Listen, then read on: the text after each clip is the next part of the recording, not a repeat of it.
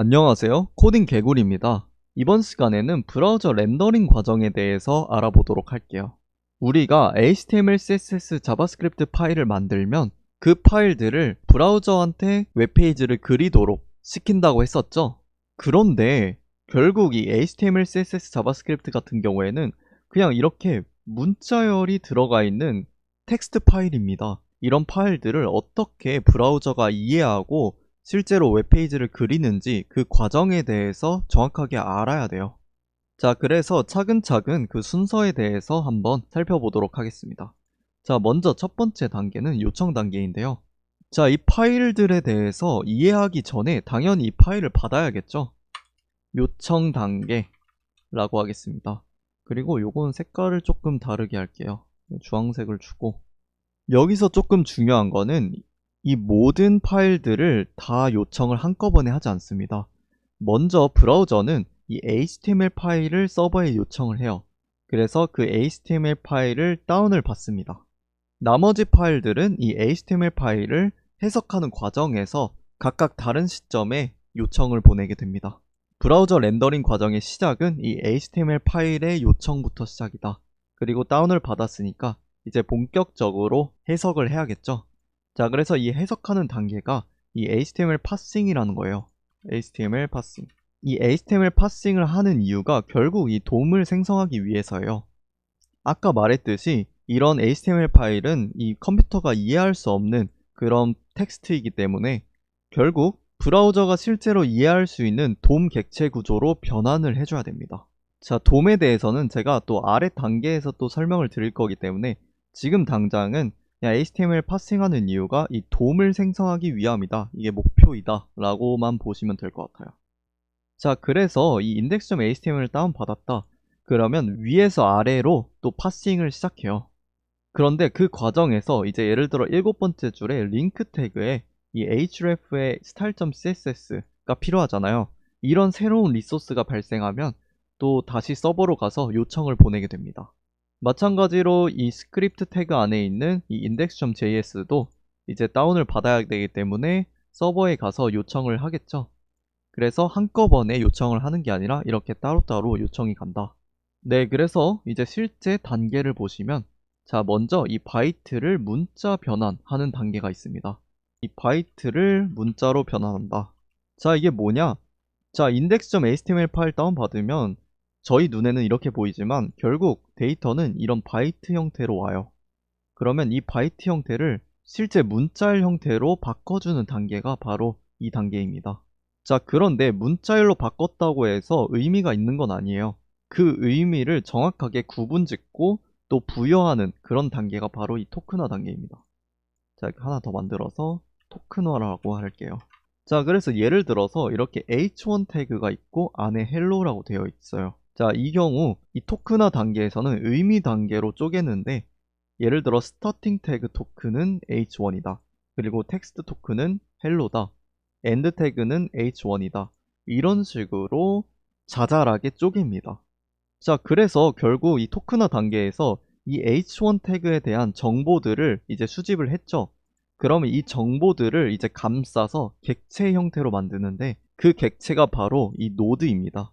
노드 생성이라고 할게요. 그래서 이런 토큰들을 기반으로 실제로 이 노드를 생성한다. 자, 예를 들어서 이 토큰화를 해서 얻은 데이터들을 토대로 이렇게 객체가 만들어지게 되는데 뭐 스타팅 태그, 시작 태그는 뭐 h1이다. 그리고 내용은 헬로다. 자, 그리고 만약에 h1에 뭐 클래스 같은 것도 있을 수 있잖아요. 그러면 뭐 클래스는 뭐다. 뭐 이런 식으로 또 들어올 수 있습니다. 그래서 이걸 다 묶어서 객체 형태로 만든 게 요 노드다 라고 보시면 되겠습니다. 자, 그래서 결국 이제 파싱을 하는 도중에 이 노드들이 엄청나게 많이 생기겠죠. 이 태그마다 생길 거예요. 그 태그마다 생긴 노드들을 트리 형태로 이어주는데요. 관계까지 부여해서 트리 구조로 만듭니다. 자, 어떻게 만드냐?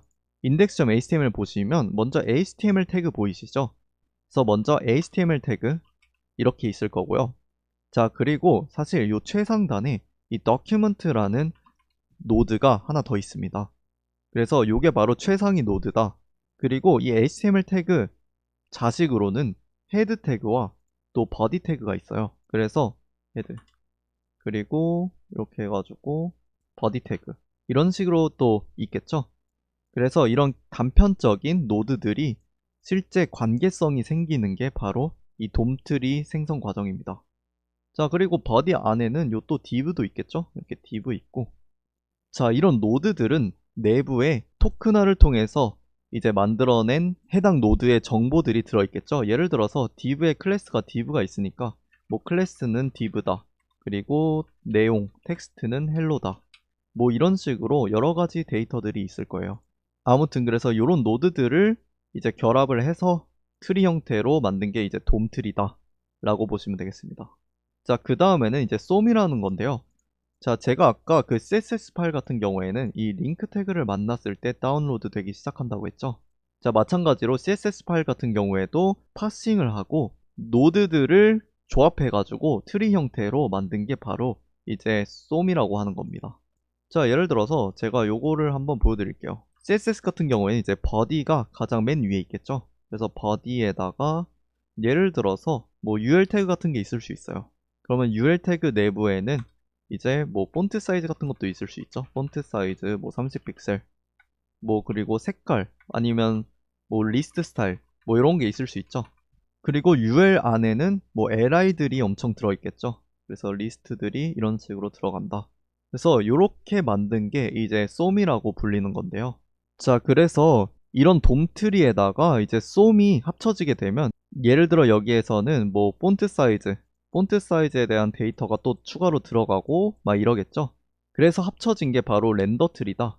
이 렌더 트리 같은 경우에는 화면에 보여지는 노드만으로 구성돼요. 그래서 만약에 화면에 그려지지 않는 디스플레이 넌이라는 값이 들어가 있는 태그가 있다. 그러면 렌더 트리에 포함되지 않습니다. 자, 그래서 렌더 트리까지 그려진 그 단계를 살짝 또 그림으로 표현을 하자면 여기에서 이제 CSS 파싱이 또 시작되겠죠. 그래서 CSS 파싱 하고 색깔은 좀 다르게 하겠습니다. 네, 초록색으로 하겠습니다.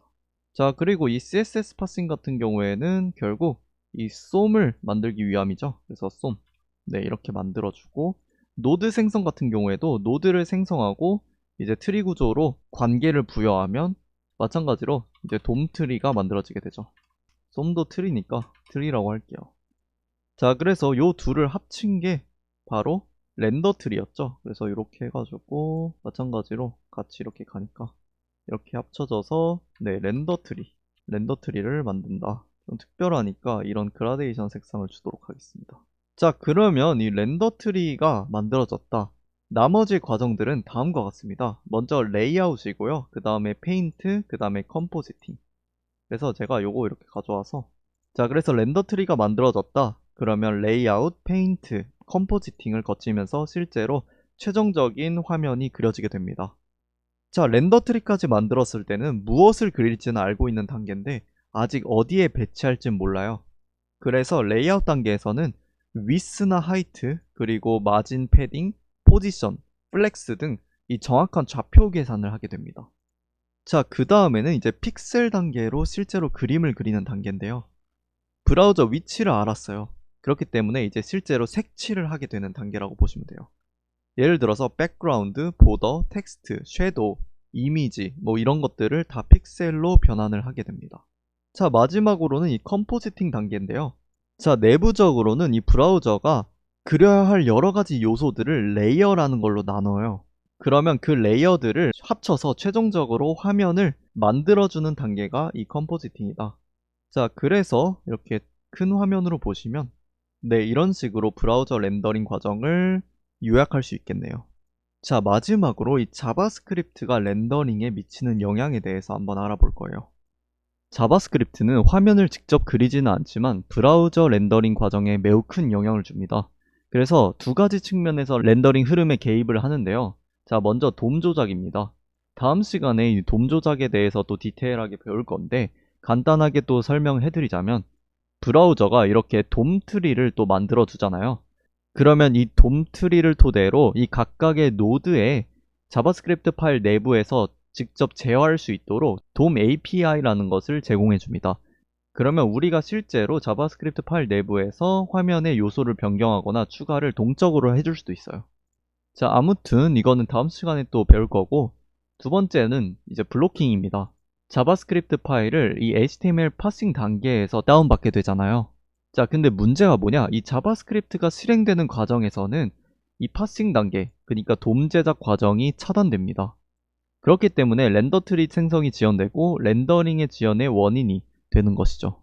자, 그래서 이런 렌더링 지연을 막기 위해서 최대한 이 자바스크립트 파일 다운과 실행을 이렇게 늦추기 위해서 바디 태그 맨 아래에다가 이 스크립트 태그를 넣기도 합니다. 자, 그런데 이 경우 이 자바스크립트 다운로드하는 과정이 또 엄청 늦춰지게 돼요. 그래서 이 헤드 내부에 이 스크립트를 둠으로써 이 자바스크립트 파일을 조금 일찍부터 다운로드 되게 또 여기에다 넣어줄 수 있는데요.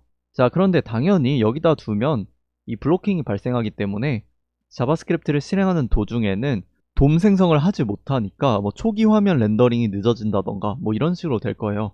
그렇기 때문에 여기 헤드 태그 내부에 넣되 이 디퍼라는 속성을 줌으로써 다운로드는 하되 실행은 하지 마라, 이런 식으로 또 명령을 해줄 수도 있습니다.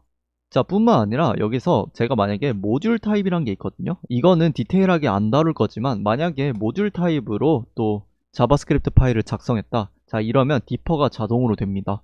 자, 아무튼 정리를 해보자면 이 자바스크립트는 돔을 직접적으로 변경할 수도 있고 실행 과정에서 이 HTML 파싱 자체를 차단할 수도 있기 때문에 렌더링 성능에 매우 큰 영향을 미칩니다. 그렇기 때문에 렌더링 과정에 직접적으로 개입하진 않더라도 제가 짧게 또 언급을 했습니다. 자, 아무튼 이번 시간에는 저희가 브라우저 렌더링 과정에 대해서 배워봤고, 이 브라우저 렌더링 과정이 그렇게 간단하진 않아요. 그래서 좀 공부하는데 어려움이 좀 많을 수도 있는데 정확하게 알고 있어야지 되는 부분이라고 생각해요. 왜냐하면 이 브라우저 렌더링 과정을 모르고 또 개발을 하시는 분들이 있다면, 자, 집을 만드는 것에 비유를 하면, 자, 우리가 결국 이 집의 설계도를 만들어 뒀어요. 그리고 그걸 맡겨서 이제 집이 만들어지는 과정은 아예 보지 않는 거예요. 집이 만들어지는 과정을 잘 봐야지 만약에 문제가 생겼을 때 또 고치고 실시간으로 관리하고 감독할 수 있겠죠.